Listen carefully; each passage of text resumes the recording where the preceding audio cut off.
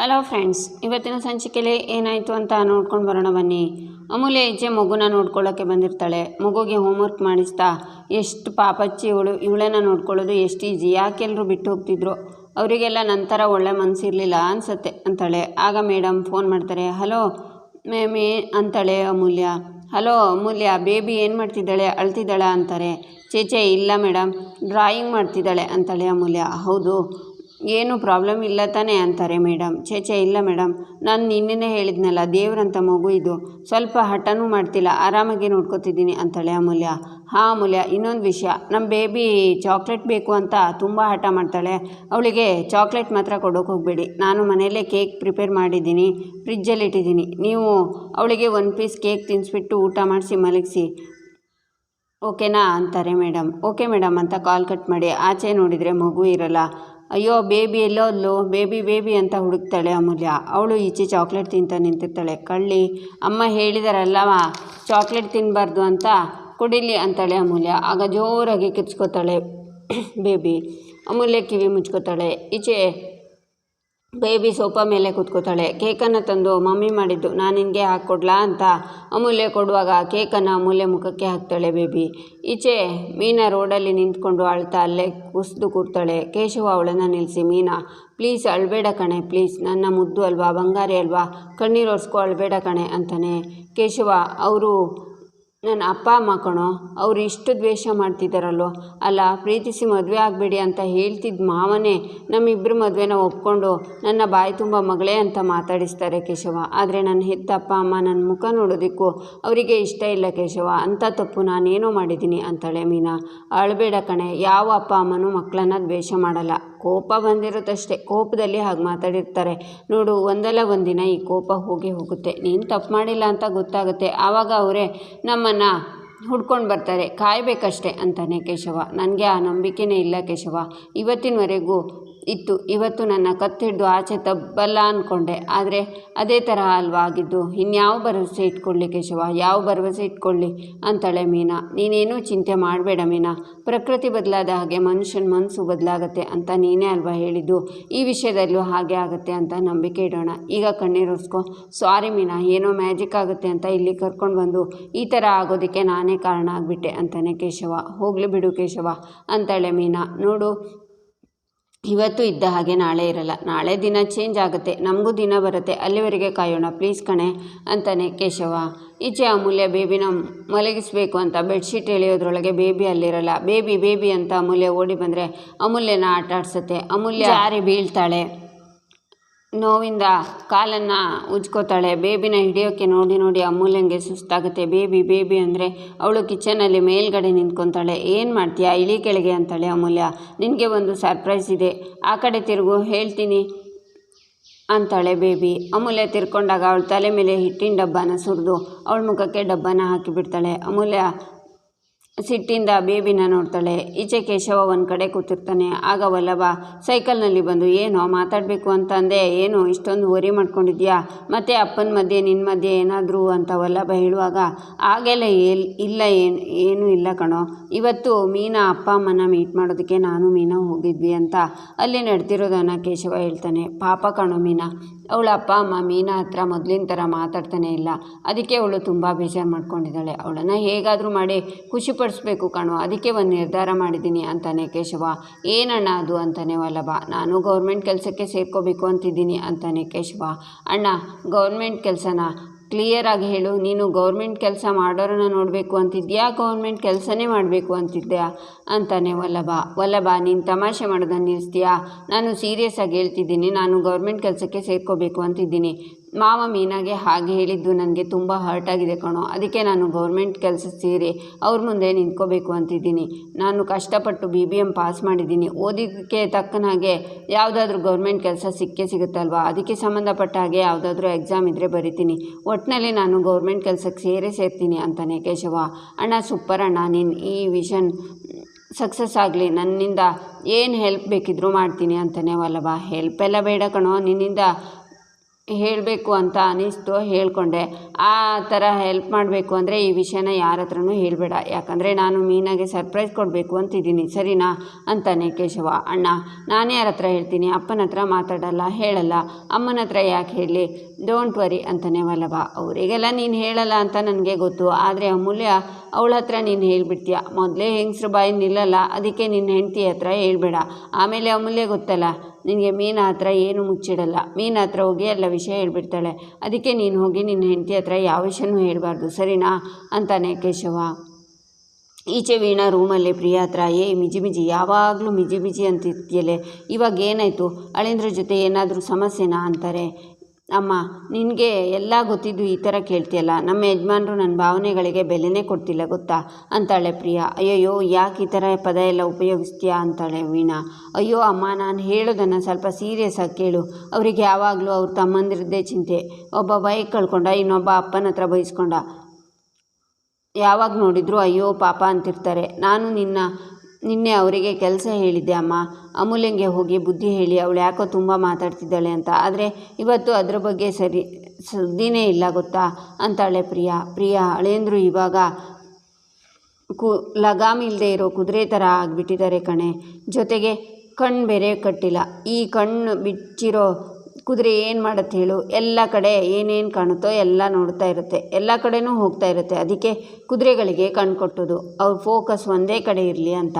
ಈಗ ನೀನು ಅಳಿಯಂದ್ರಿಗೆ ಕಣ್ಣು ಕಟ್ಟಬೇಕು, ಇಲ್ಲಾಂದರೆ ಅಪ್ಪ ವಲ್ಲಭ ಅಮ್ಮ ಅಂತ ಎಲ್ಲ ಕಡೆ ನೋಡ್ತಿರ್ತಾರೆ. ನೀನು ಅಳಿಯಂದ್ರಿಗೆ ಕಣ್ಣು ಕಟ್ಟಿದರೆ ಆಗ ಅವರು ಪ್ರಿಯಾ ಅಂತ ನಿನ್ನ ಕಡೆ ಮಾತ್ರ ಬರ್ತಾರೆ ಅಂತಾರೆ ವೀಣಾ.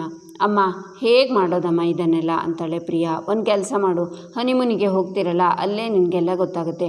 ಹನಿಮೂನಿಗೆ ಕರ್ಕೊಂಡೋಗಿ ಕಣ್ಣು ಕಟ್ಟಿಸ್ಕೊಂಡು, ಇನ್ನೊಂದು ವಿಷಯ, ಕಣ್ಣು ಮಾತ್ರ ಕಟ್ಟೋದಲ್ಲ, ಅಳಿಯಂದ್ರಿಗೆ ಲಗಾಮು ನಿನ್ನ ಕೈನಲ್ಲೇ ಇರಬೇಕು ಅಂತಾರೆ ವೀಣಾ. ಅಮ್ಮ ನಾನು ಅವ್ರ ಹತ್ರ ಇದ್ರ ಬಗ್ಗೆ ಮಾತಾಡಿದೆ ಅಮ್ಮ, 2 ದಿವಸ ಎಲ್ಲಾದರೂ ಹೋಗಿ ಬರೋಣ ಅಂತ. ಅವರು 2 ದಿನ ಟೈಮ್ ಕೊಡು, ಹೇಳ್ತೀನಿ ಅಂತ ಹೇಳಿದ್ದಾರೆ ಅಂತಾಳೆ ಪ್ರಿಯಾ. ಈ ಅಳಿಯಂದ್ರನ್ನ ನಂಬ್ಕೊಂಡ್ರೆ ಏನೂ ಆಗಲ್ಲ, ಬಾ ನಾನೇ ಏನಾದರೂ ಮಾಡ್ತೀನಿ ಅಂತಾರೆ ವೀಣಾ. ಅಮ್ಮ ನೀನು ಏನು ಮಾಡ್ತೀಯಾ ಅಂತಾಳೆ ಪ್ರಿಯಾ. ನಾನೇನಾದರೂ ವ್ಯವಸ್ಥೆ ಮಾಡಿ ನಿಮ್ಮನ್ನು ಹನಿಮೂನಿಗೆ ಕಳಿಸ್ತೀನಿ, ಅಲ್ಲಿವರೆಗೆ ನನ್ನ ಕೆಲಸ. ಆಮೇಲೆ ಅಲ್ಲಿಂದ ಬಂದ ಮೇಲೆ ಅಳಿಯಂದ್ರು ನಿನ್ನ ಹಿಂದೆ ಅಲೀತಾ ಇರಬೇಕು, ಹಾಗೆ ಮಾಡೋದು ನಿನ್ನ ಕೆಲಸ. ನೀನು ಅದನ್ನು ಮಾಡದೆ ಸುಮ್ಮನೆ ಮಿಜಿ ಅಂತಿದ್ರೆ ನಿನ್ನ ಕತೆ ಅಷ್ಟೇ ಪ್ರಿಯಾ ಅಂತಾರೆ ವೀಣಾ. ಈಚೆ ಕೇಶವ, ಯಾಕೋ ಹಾಗೆ ನೋಡ್ತಿದ್ಯಾ, ನೀನು ನೋಡ್ತಿದ್ರೆ ಇವತ್ತು ರಾತ್ರಿನೇ ಹೋಗಿ ಹೇಳೋ ಹಾಗಿದೆಯಾ, ಸರಿ ನನಗೆ ಮಾತು ಕೊಡು ಅಂತಾನೆ ಕೇಶವ. ನಾನು ಹೇಳಲ್ಲ ಅಂದರೆ ಹೇಳಲ್ಲ, ತಲೆ ಕೆಡಿಸ್ಕೊಬೇಡ, ನಾನು ನಿನ್ನ ಹತ್ರ ಒಂದು ವಿಷಯ ಹೇಳಬೇಕು ಅಂದ್ಕೊಂಡಿದ್ದೀನಿ ಅಂತಾನೆ ವಲ್ಲಭ. ಹೇಳಿಕೊಳ್ಳೋ, ಏನದು ಅಂತಾನೆ ಕೇಶವ. ಅಣ್ಣ ಈ ಫುಡ್ ಡೆಲಿವರಿ ಜೊತೆ ನಾನು ಡ್ರೈವಿಂಗ್ ಕೆಲಸ ಮಾಡೋಣ ಅಂದ್ಕೊಂಡಿದ್ದೀನಿ ಅಂತಾನೆ ವಲ್ಲಭ. ಏನು ಡ್ರೈವಿಂಗ್ ಕೆಲಸನ ಅಂತಾನೆ ಕೇಶವ. ಫುಡ್ ಡೆಲಿವರಿನಲ್ಲಿ 3 ವರ್ಷ ಎಕ್ಸ್ಟ್ರಾ ದುಡಿತಾ ಇದ್ದೆ, ಕಾರ್ ಡ್ರೈವಿಂಗಿನಲ್ಲಿ ಇನ್ನೂ ಎಕ್ಸ್ಟ್ರಾ ದುಡಿಬೋದಣ್ಣ ಅಂತಾನೆ ವಲ್ಲಭ ಕಾಲೇಜಿಗೆ ಹೋಗಿ ಓದ್ಕೊಂಡು ಸೈಕಲ್ನಲ್ಲಿ ಫುಡ್ ಡೆಲಿವರಿ ಮಾಡಿಕೊಂಡು ಅದ್ರ ಜೊತೆಗೆ ಡ್ರೈವಿಂಗ್ ಕೆಲಸ ಬೇರೆನಾ, ಹೈ ಬರ್ಡನ್ ಆಗ್ತೀಯಲ್ಲೋ, ನನಗೇಕೋ ಬೇಡ ಅನ್ನಿಸ್ತಿದೆ ಅಂತಾನೆ ಕೇಶವ. ಅಣ್ಣ ಇವಾಗ ನೀನು ಹೇಗೆ ಅತ್ತಿಗೆ ಬಗ್ಗೆ ಯೋಚನೆ ಮಾಡಿ ರಿಸ್ಕ್ ತಗೋತಿದ್ಯೋ ಹಂಗೆ ನಾನು ಅಮೂಲ್ಯನ ಬಗ್ಗೆ ಯೋಚನೆ ಮಾಡಲೇಬೇಕಲ್ವಾ. ನಾನು ದುಡಿತಾ ಇರೋದು ಏನಕ್ಕೂ ಸಾಲ್ತಿಲ್ಲ ಅಣ್ಣ. ಅವಳು ಏನಾದರೂ ಪಾಕೆಟ್ ಮನಿ ಕೇಳಿದ್ರೂ ನನ್ನ ಕೈ ಬಿಚ್ಚಿ ಕೊಡೋಕೆ ಆಗ್ತಿಲ್ಲ. ಸೈಕಲಲ್ಲಿ ಫುಡ್ ಡೆಲಿವರಿ ಮಾಡಿಕೊಂಡು ನನಗೆ ಎಕ್ಸ್ಟ್ರಾ ದುಡಿಯೋಕ್ಕಾಗಲ್ಲ ಅಣ್ಣ, ಅದಕ್ಕೆ ಕಾರ್ ಡ್ರೈವಿಂಗ್ನಲ್ಲಿ ಜಾಸ್ತಿ ದುಡಿಯೋಣ ಅಂದ್ಕೊಂಡಿದ್ದೀನಿ ಅಂತಾನೆ ವಲ್ಲಭ ಜಗಳ ಆಡ್ಕೊಂಡು ಸೈಕಲ್ ಗ್ಯಾಪಲ್ಲೇ ಕೇರ್ ಮಾಡ್ತಿದ್ಯಲ್ಲೋ, ಸೂಪರ್ ಕಣೋ ನೀನು ಅಂತಾನೆ ಕೇಶವ. ಅಣ್ಣ ಈ ವಿಷಯ ಅತ್ತಿಗೆಗಂತೂ ಹೇಳಲೇಬೇಡ, ನೀನು ಹೇಳಿರೋದು ನಿಜ, ಹೆಂಗಸ್ರ ಬಾಯಲ್ಲಿ ನಿಲ್ಲೋದೇ ಇಲ್ಲ. ಒಂದು ಅತ್ತಿಗೆ ಹೋಗಿ ಕರಿಬೇಕಿಗೆ ಹೇಳ್ತಾರೆ, ಕರಿಬೇಕಿಗೆ ಈ ವಿಷಯ ಗೊತ್ತಾದರೆ ಅಷ್ಟೇ. ಆಮೇಲೆ ನಾನು ಟ್ಯೂಷನ್ ಮಾಡ್ತೀನಿ ಅಂತ ಬೇರೆ ಹೇಳ್ತಾಳೆ, ನನ್ನ ಮುಗಿಸೇ ಬಿಡ್ತಾಳೆ. ಯಾರಿಗೂ ಹೇಳಬೇಡ, ಪ್ರಾಮಿಸ್ ಮಾಡು ಅಂತಾನೆ ವಲ್ಲಭ. ಅಣ್ಣ ತಮ್ಮಂದ್ರ ವಿಷಯನ ಬೇರೆಯವ್ರ ಹತ್ರ ಹೇಳೋಕ್ಕಾಗತ್ತೇನೋ, ಬಂದಕ್ಕಿಂತ ರಕ್ತ ಸಂಬಂಧ ದೊಡ್ಡದು ಕಣೋ ಅಂತಾನೆ ಕೇಶವ. ಹೌದು, brothers first, wife next, promise ಮಾಡು ಪ್ಲೀಸ್ ಅಂತಾನೆ ವಲ್ಲಭ. ನಾವಿಬ್ಬರು ಇವತ್ತು ಹೊಸ ಸವಾಲು ಹಾಕ್ತಿದ್ದೀವಿ ಕಣೋ ಅಂತಾನೆ ಕೇಶವ. ಈಚೆ ವೀಣಾ ಪ್ರಿಯಾ ಜೊತೆ ರೂಮಿಂದ ಹೊರಗೆ ಬಂದು, ಅಣ್ಣ ಇದೇನಿದು ಇಷ್ಟು ಬೇಗ ಊಟ ಆಯಿತಾ ಅಣ್ಣ, ಜಾಸ್ತಿ ಐಟಮ್ ಮಾಡಲಿಲ್ವ ಅದಕ್ಕೆ ಅಂತಾರೆ. ಇಲ್ಲ ನೀವು ಬರಲಿ ಒಟ್ಟಿಗೆ ಊಟ ಮಾಡೋಣ ಅಂತ ಕಾಯ್ತಿದ್ದೀನಿ ಅಂತಾರೆ ನಂದನ್. ಹೌದಾ, ಅದಕ್ಕಿಂತ ಮುಂಚೆ ಒಂದು ಚಿಕ್ಕ ವಿಷಯ ಮಾತಾಡಬೇಕಿತ್ತಣ್ಣ, ಸಮಯ ಇದ್ದರೆ ಮಾತಾಡ್ತೀನಿ ಅಂತಾರೆ ವೀಣಾ. ಹೇಳಿ ಅಂತಾರೆ ನಂದನ್. ಅಣ್ಣ ಅವತ್ತು ಬಂದಾಗಲೂ ಪ್ರಿಯನ್ನ ಅಳಿಯಂದ್ರನ್ನ 2 ದಿನದ ಮಟ್ಟಿಗೆ ಎಲ್ಲಾದರೂ ಕಳಿಸ್ಕೊಡಿ ಅಂತ ಕೇಳಿದೆ. ಪಾಪ ನೀವು ಕೆಲಸದ ಮಧ್ಯೆ ಮರ್ತೋದ್ರಿ ಅನಿಸುತ್ತೆ. ಮದುವೆ ಆದ ಹೊಸದ್ರಲ್ಲಿ ಹೆಣ್ಮಕ್ಳು ಈ ಥರ ಹೋದರೆ ಹೋಗಿ ಬಂದಂಗೆ. ಆಮೇಲೆ ಮಕ್ಕಳು ಮರಿ ಅಂತ ಆದರೆ ಎಲ್ಲ ಹೋಗೋಕ್ಕೂ ಆಗುತ್ತಣ್ಣ. ಈಗ ನಮ್ಮನೆ ನೋಡಿ ಅನುಕೂಲ ಇದೆ, ದುಡ್ಡಿದೆ, ಎಲ್ಲ ಇದೆ. ಹಾಗಂತ ನಾವು ಈ ವಯಸ್ಸಲ್ಲಿ ಹೋಗೋಕ್ಕಾಗುತ್ತಾ? ಕಾಡು ಬಾ ಅನ್ನತ್ತೆ, ಊರು ಹೋಗನ್ನತ್ತೆ. ವಯಸ್ಸಾಗೋಯ್ತು ನಮಗೂ, ನಮ್ಮ ಯಜಮಾನ್ರಿಗೂ. ಇನ್ನೇನಿದ್ರು ರಾಮ ಶಿವ ಅಂತ ಮನೇಲಿ ಹಾಯಾಗಿದ್ದು ಬಿಡೋಣ ಅನಿಸುತ್ತೆ. ಅದಕ್ಕೆ ಮಕ್ಕಳು ಇವಾಗಲೇ ಹೋಗಿ ಬಂದರೆ ಒಳ್ಳೆಯದು ಅಂತ ಅಂತಾರೆ ವೀಣಾ.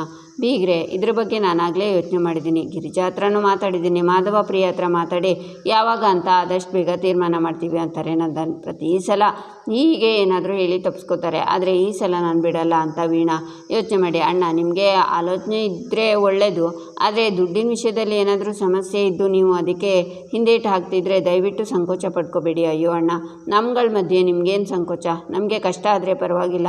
ನಮ್ಮ ಯಜಮಾನ್ರಿಗೆ ಒಂದು ಮಾತು ಹೇಳಿದರೆ ಪಟಪಟ ಅಂತ ದುಡ್ಡು ಎಣಿಸಿ ಹಳೇಂದ್ರ ಕೈಲೇ ಇಟ್ಬಿಡ್ತಾರೆ. ನಮ್ಮಿಬ್ಬರಿಗೆ ನಮ್ಮ ಮಕ್ಕಳು ಖುಷಿ ಅಷ್ಟೇ ಮುಖ್ಯ. ಮಕ್ಕಳ ಖುಷಿ ಮುಂದೆ ದುಡ್ಡೆಲ್ಲ ಏನು ಮ್ಯಾಟ್ರ್ ಅಂತ. ನಮ್ಮ ದುಡ್ಡು ಆದ್ರೇನು, ನಿಮ್ಮ ದುಡ್ಡು ಆದ್ರೇನು, ಮಕ್ಕಳ ಸಂತೋಷ ಮುಖ್ಯ. ನೀವು ಹ್ಞೂ ಅನ್ನಬೇಕು ಅಷ್ಟೇ ಅಂತಾರೆ ವೀಣಾ. ನೀವು ಹೇಳೋ ಥರ ಸಮಸ್ಯೆ ಏನೂ ಇಲ್ಲ ಬೇಗ್ರೆ ಅಂತಾರೆ ನಂದನ್.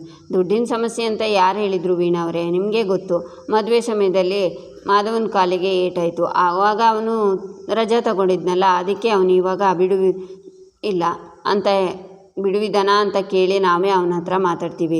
ಅಲ್ಲ, ನಮಗೂ ಏನು ಆಸೆ ಇಲ್ವಾ ಹೇಳಿ, ಮಗ ಸೊಸೆಗೆ ಹನಿಮೂನಿಗೆ ಹೋಗಬೇಕು ಅಂತ. ಇಲ್ಲಿ ನೋಡಿ, ಆದಷ್ಟು ಬೇಗ ಪ್ರಿಯಾನೇ ಫೋನ್ ಮಾಡಿ ಹೇಳ್ತಾಳೆ, ನಾವು ಹನಿಮೂನಿಗೆ ಹೋಗ್ತಾ ಇದ್ದೀವಿ ಅಂತ. ಸಂತೋಷನಾ ಅಂತಾರೆ ಗಿರಿಜಾ. ನೀವು ಅಂದ್ಕೊಂಡಂಗೆ ಪ್ರಿಯಾ ನನಗೆ ಫೋನ್ ಮಾಡಲ್ಲ, ನಾನೇ ಆವಾಗವಾಗ ಮಾಡ್ತಾಯಿರ್ತೀನಿ. ನಿಮ್ಮ ಹತ್ರನೇ ಫೋನ್ ಮಾಡಿ ಕೇಳ್ತೀನಿ ಹನಿಮೂನಿಗೆ ಹೋದ್ರಾ ಅಂತ. ನಾನು ಹನಿಮೂನಿಗೆ ಹೋದರೆ ಮನೆ ಕೆಲಸ ಮಾಡೋರು ಯಾರು? ಹೋಗಲ್ಲ ಅನ್ಬೇಡ ಪ್ರಿಯಾ. ನೀನು ಬರೋವರೆಗೂ ನಾನು ಇಲ್ಲಿದ್ದು ಮನೆ ಕೆಲಸನ ಮಾಡ್ತೀನಿ. ಬೇಕಿದ್ರೆ ನೀನು ಅತ್ತೆ ಮಾವನ ಆಸೆನ ನಿರಾಸೆ ಮಾಡಬಾರ್ದು ಅಂತಾರೆ ವೀಣಾ.